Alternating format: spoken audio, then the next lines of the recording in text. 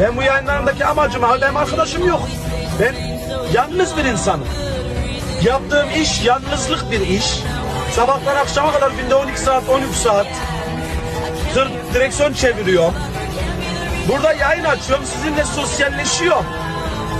Hafta sonları geliyor, ben evde oturuyorum tek başıma. Sıkılıyor. Benim konuştuğum, sohbet, muhabbet ettiğim tek insan sizsiniz. Budur.